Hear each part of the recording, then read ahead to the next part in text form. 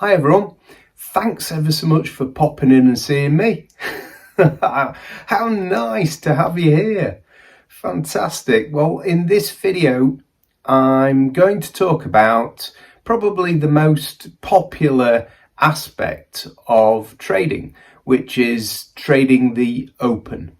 I'm going to dispel some myths, and I'm also going to confirm some things you probably already know, but I'm going to talk about the open from a chart reading perspective because that's what I do.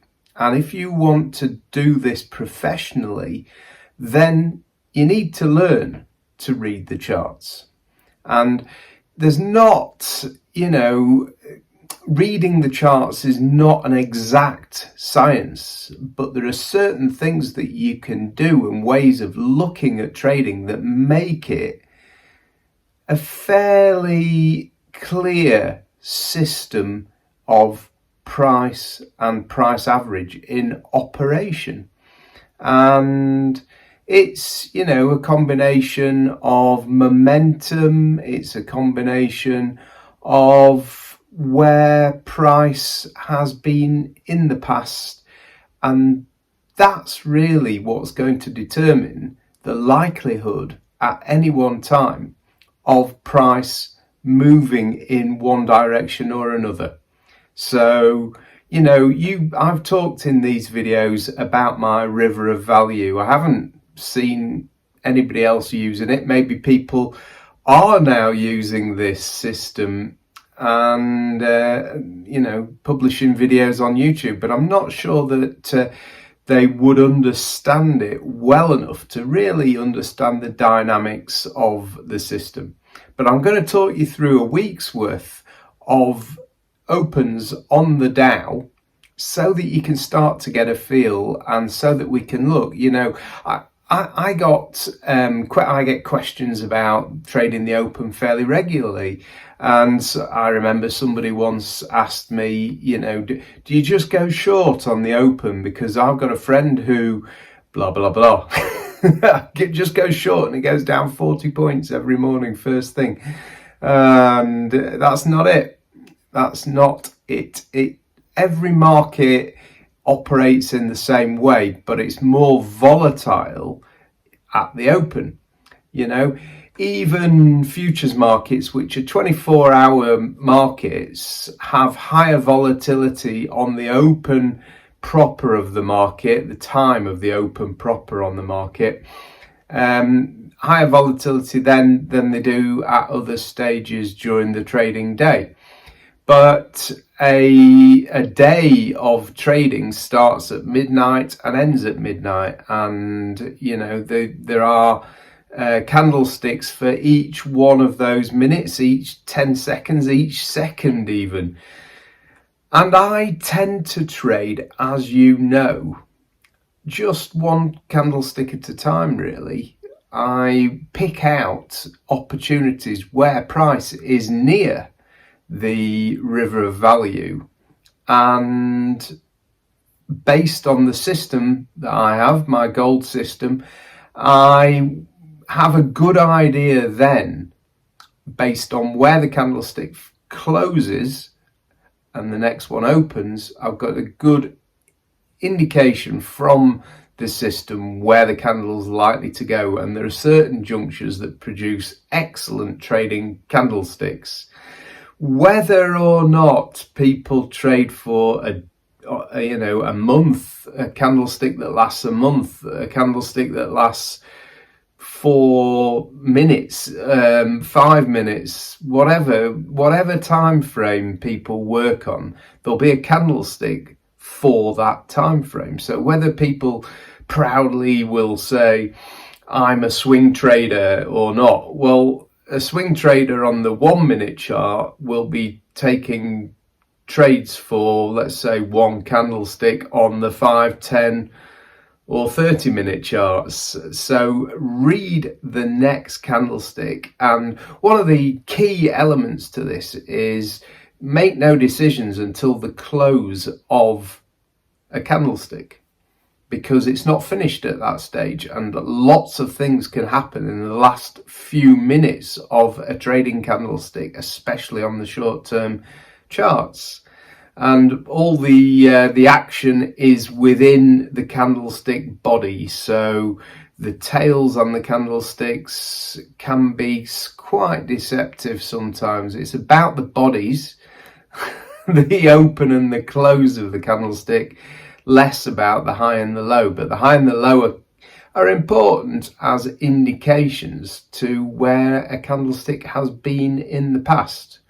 And that can be interesting when it's near the river of value, near an EMA.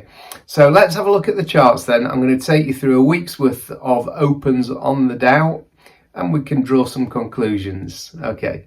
So I'm going to talk you through 7 days of opens on the Dow Jones, and the Dow Jones, otherwise called Wall Street, is the main US indices, and I trade it almost every single trading day of the year. And you know, the futures market operates roughly in line with the main market itself. There's only a variation of a fraction of a point between the two at any one time, but the futures market is 24 hours a day. Now, I only trade during market hours because the ratio of charges to price movement isn't as good outside of hours as it is during market hours. And these are the days that I'm going to be talking you through. These are the daily candlesticks on the Dow. And so you can see typical looking candlesticks, some with great big bodies and small wicks, some with big wicks and small bodies. Okay, you will know, if you know my trading by now, that I'm looking for this type of candlestick. I'm looking for this type of candlestick because I can enter when it goes green and exit at the end of the day or at the end of the time frame, because these candlesticks appear on each time frame. And with this particular one, you can see the EMAs below the price. So price comes down to test that, it doesn't really want to be at this value. It wants to be closer to being up here. And so the price is rising, and it tests the river of value as it rises. When it tests, it closes the gap between where price closed and, well, in this case it was up here. Price closed up here, went right down here, and then went up and closed here. But it tested the river of value, didn't want to be at that value because there were more buyers in the market than there were sellers at that level. So when the price opens, you've got the gap covered here. It's unlikely at this stage that price is going to come back down again. And I'm looking for this tiny little indication here that price is going to go up and give me a great reward to risk trade.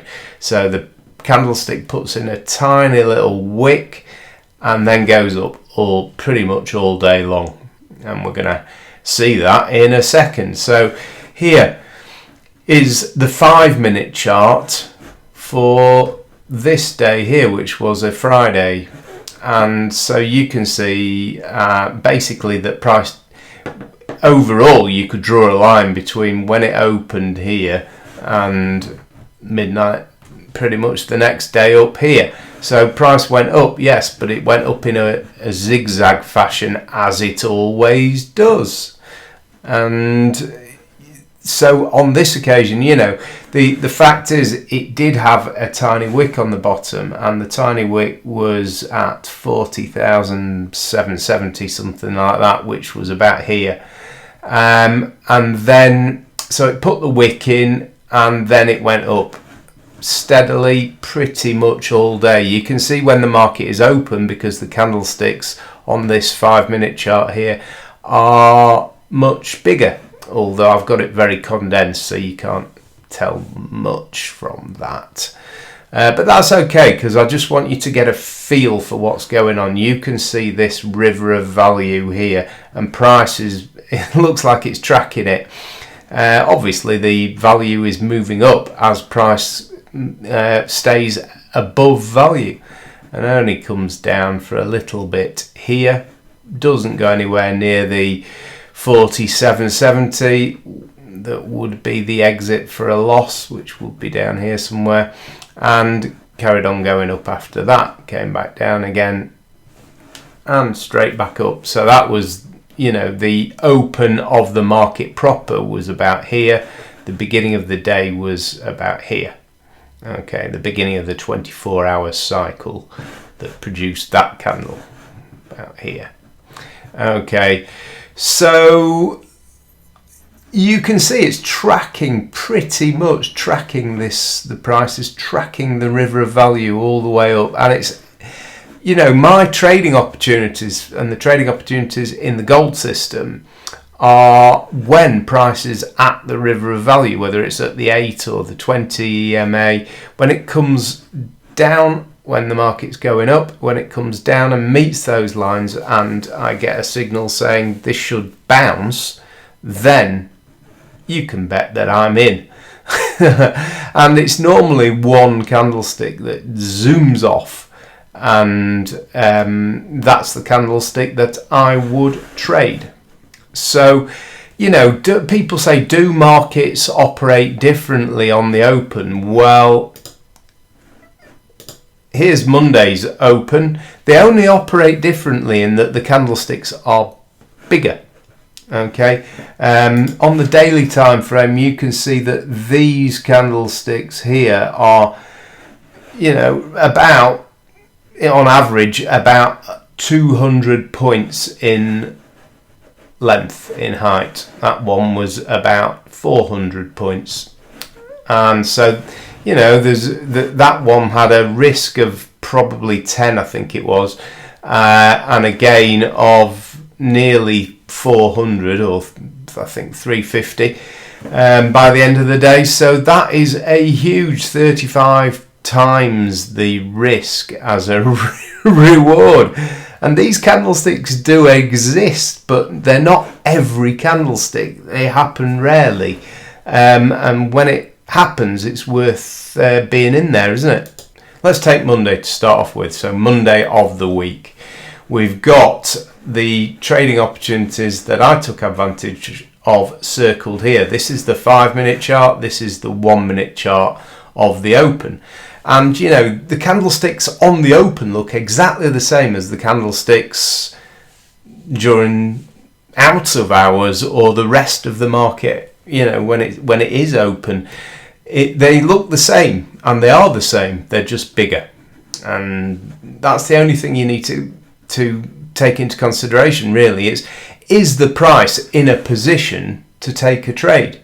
And so on this chart, the 5-minute chart, there was a great opportunity. Price was above the river of value, the 8 EMA above the 20 EMA. So in this case, I'm looking for longs, comes back down to the river of value, and then it leaves a little tail on the bottom, goes above the 8 EMA, unlikely to go back down once it's gone up.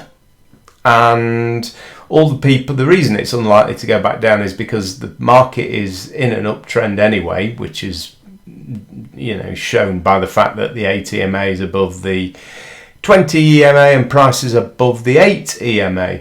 It comes back down to that value level with more people interested in buying than selling, so you got a big zoom up, and that's a great trade. Risk is that, gain is that. Fantastic. And again here, price came down, met the river of value and rejected up. Okay, this time that candlestick wick was too big to take a trade at that point in time. Came back down to the river of value again, closed just above the 20 EMA and bounced upwards. On this occasion there is a little tail on the trading candlestick, and then price went up. And it's, you know, the market cycle is just a cycle for me of these trades. And you know, whether you're looking at the 5-minute chart or the 1-minute chart, these candlesticks exist. Price comes down, goes down below the 8 EMA, comes back up to the 8 EMA and bounces down, and that's, you know, a good trade there and a good trade there as well. And then market crosses back over the river of value, comes back down and bounces up. Each one of these bounces was a good trade with my gold system, and I trust it. And you have to trust your system that you're trading. Same thing happens on the way down here on the 1-minute chart. You know, bear in mind that this has been going up most of the day. You're then looking at shorts because price is below the river of value, and you got a great opportunity in here to go short. Market comes down, didn't like it below the river of value, comes straight back up and bounces up there.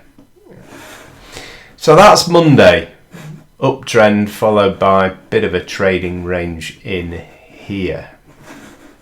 Tuesday, yuck, basically. Yuck. That big tail on that candlestick there, and that big tail in the opposite direction on the following candlestick on the open on the 5-minute chart just effectively said, I'm going to go into a trading range, and price is going to fluctuate in between these two levels, that high and that low, for a good period of time. And these, you know, hardly any trading opportunity in here, not really worth discussing because I wouldn't trade that particular chart. There were some trades within here. For example, here price comes down, pushes back up very quickly, then descends with a good reward to risk. And I know these candlesticks are very small, so I'll go through them quite quickly for you. Price comes up, crosses over the river of value, and then punches up. That was a good trade in there. So they're on the shorter time frame, even though you've got yuck on the 5-minute time frame, on the 1-minute time frame, there are trades. And you know, if we look at the trades that I picked out here, there are 9 trades within about an hour. That's usual, something like that. That's usual. You wouldn't get 9 trades out of this. But you might get 4 or 5 within an hour and an hour or two, and that's, you know, worth turning up for, isn't it? You can make a living from trading, day trading, as long as you've got a great system and you stick to the system. It's like having, you know, it's like a religion almost. You have to believe in it, and you believe in it by watching it work, and that's it. So you're taking trades after, look at that beauty, this is Wednesday, so after a trading range the day before, the market is gradually going down, but not much, because look, that's where this period opened, that's where it closed, not very much difference between those prices. And the volatility on this day is 50 to 70 points per candlestick, so that one there, 70 points on a sell, big red bar crossing over the river of value, price goes up to test the river of value and decides I want to go down, goes red, and there's your entry. And so on the 1-minute chart, there are more opportunities. There are opportunities here, there are opportunities here for a buy, sell, and buy again up here. And so whichever day that it is, there will be opportunities, and with my system there are regular opportunities to trade on the shorter time frames. And also a reminder, on the longer time frames. This is the daily chart. Okay, so the daily chart the daily chart here of Friday. Here's Friday. This is what happened on the open.